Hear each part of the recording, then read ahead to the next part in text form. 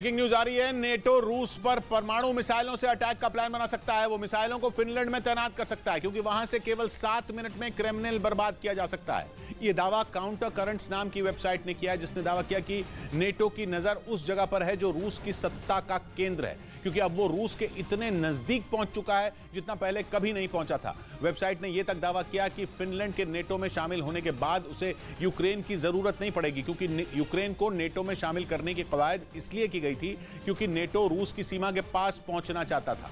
लेकिन अब Finland NATO का हिस्सा बन चुका है, जहां से नेटो की सेना रूस के 2 बड़े शहरों को बर्बाद कर सकती है। पहला सेंट पीटर्सबर्ग, दूसरा मॉस्को।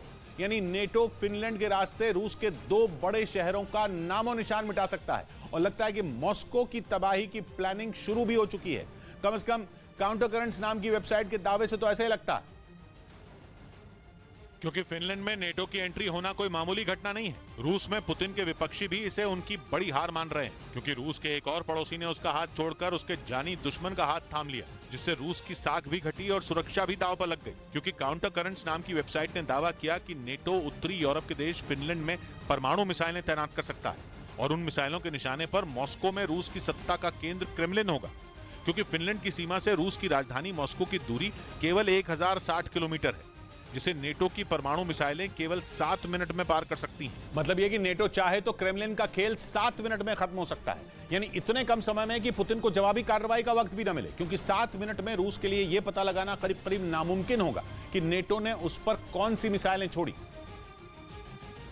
और ऐसा इसलिए होगा क्योंकि रूस का पड़ोसी देश फिनलैंड नेटो का हिस्सा बन चुका है, जिसकी वजह से नेटो को ऐसी बढ़त मिल चुकी है जो परमाणु युद्ध छिड़ने पर उसका पलड़ा भारी कर सकती है। क्योंकि इससे पहले नेटो के लिए रूस के इतना करीब पहुंचना सपने जैसा था, क्योंकि रूस के साथ 1300 किलोमीटर लंबा बॉर्डर शेयर करने वाला फिनलैंड कभी नेटो का हिस्सा बनना ही नहीं चाहता था।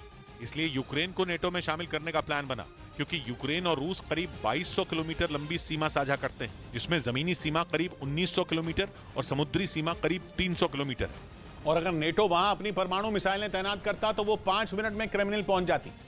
यही नहीं, बड़ी बात यह कि खुद यूक्रेन नेटो में शामिल होना चाहता था, जिसके लिए जेलेंस्की ने पूरा दम झोंक दिया था। लेकिन पुतिन के हमले के बाद धीरे धीरे यूक्रेन का नेटो में शामिल होने का सपना धुंधला पड़ने लगा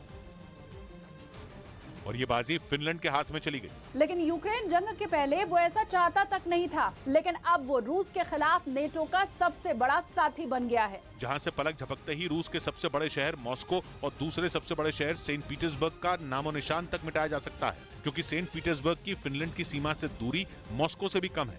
वो फिनलैंड की सीमा से केवल 400 किलोमीटर दूर है और अगर नेटो की मिसाइलों का मुंह सेंट पीटर्सबर्ग की तरफ घूमा तो वो 7 मिनट नहीं बल्कि कुछ मिनटों में खत्म हो जाएगा। यानी फिनलैंड के नेटो में शामिल होने के बाद रूस की राजधानी और आर्थिक राजधानी दोनों दांव पर लग चुके हैं और अब ये खेल कुछ दिनों या घंटों में नहीं बल्कि कुछ मिनटों में सिमटता दिख रहा है। इस बीच ब्रिटेन के अखबार डेली मेल ने दावा किया कि फिनलैंड के नेटो में शामिल होने के बाद पुतिन आर्कटिक महासागर में परमाणु हथियारों की तैनाती बढ़ाएंगे। मतलब पुतिन नेटो को सबक सिखाने की तैयारी में जुट गए, क्योंकि 2 दिन पहले यानी 4 अप्रैल को फिनलैंड नेटो का 31वां सदस्य बन गया। पश्चिमी मीडिया का दावा है कि फिनलैंड के नेटो में शामिल होने के बाद पुतिन का गुस्सा 7वें आसमान पर पहुंच चुका है। इसकी वजह यह है कि फिनलैंड के नेटो में शामिल होने के बाद अमेरिका की सेना पुतिन के दरवाजे पर खड़ी हो गई, जबकि पुतिन ने फिनलैंड को नेटो में शामिल होने से रोकने के लिए हमला करने की कई बार धमकी दी थी।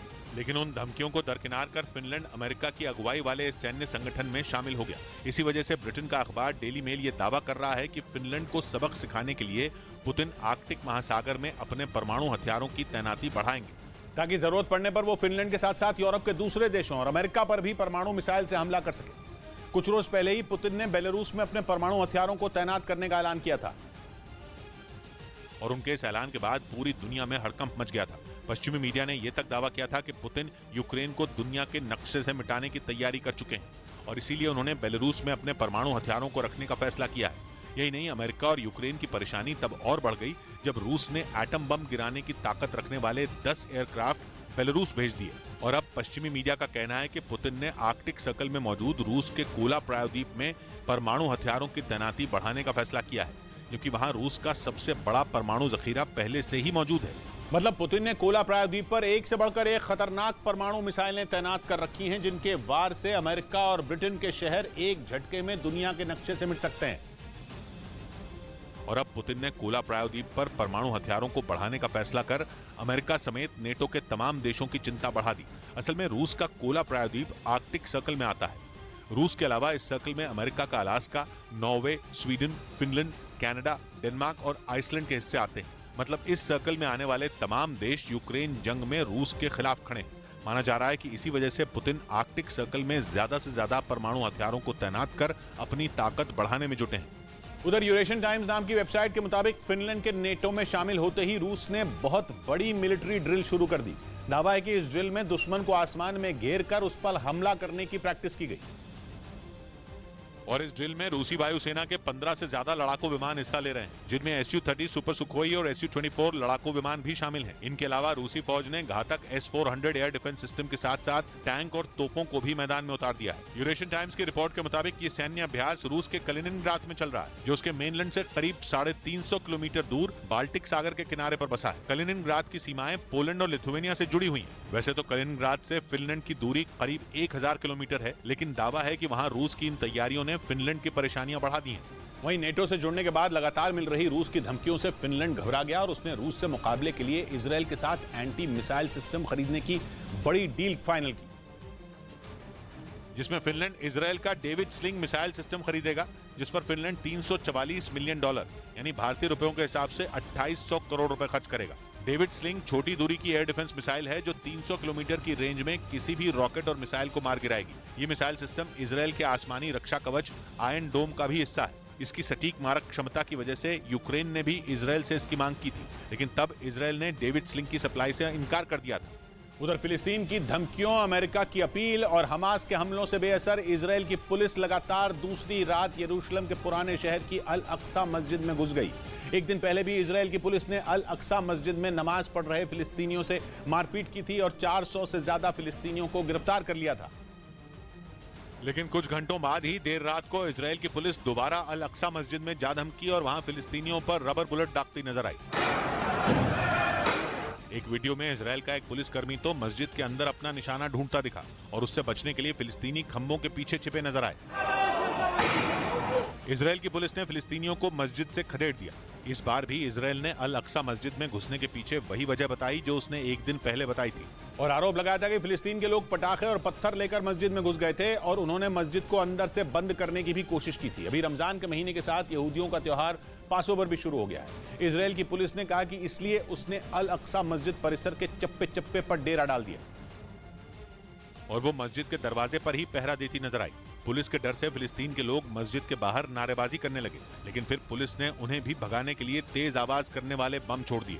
अल अक्सा मस्जिद मक्का और मदीना के बाद मुसलमानों का तीसरा सबसे पवित्र धार्मिक स्थल है, लेकिन अल अक्सा मस्जिद यरूशलेम के जिस पुराने शहर में मौजूद है वो इजरायल के कब्जे में है। एक और मसला ये है कि मुसलमान जिसे अल अक्सा मस्जिद कहते हैं, इजरायल के लिए वो यहूदियों का धार्मिक स्थल टेम्पल माउंट है, मगर यहूदी वहां जा तो सकते हैं लेकिन पूजा करने का उन्हें अधिकार नहीं है। इसी वजह से अल अक्सा मस्जिद इजरायल और फिलिस्तीन के बीच जंग का अखाड़ा बनी रहती है। और जब इजरायल की पुलिस ने दोबारा अल अक्सा मस्जिद पर धावा बोला तो जवाब में गाजा पट्टी से फिलिस्तीन के चरमपंथियों ने भी एक बार फिर इजरायल पर रॉकेटों की बौछार कर दी।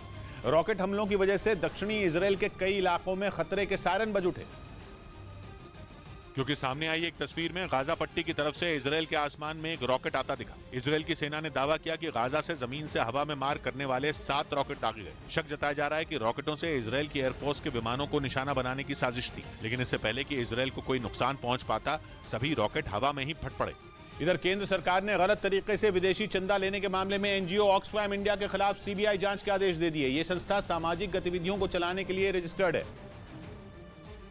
लेकिन आरोप है कि ऑक्सफैम इंडिया ने विदेशों से मिले पैसों को अलग अलग संस्थाओं को ट्रांसफर करना जारी रखा, जबकि FCRA यानी फॉरेन कंट्रीब्यूशन रेगुलेशन एक्ट 2020 के तहत इस तरह पैसों का लेन देन करना कानूनी तौर पर गलत है। उधर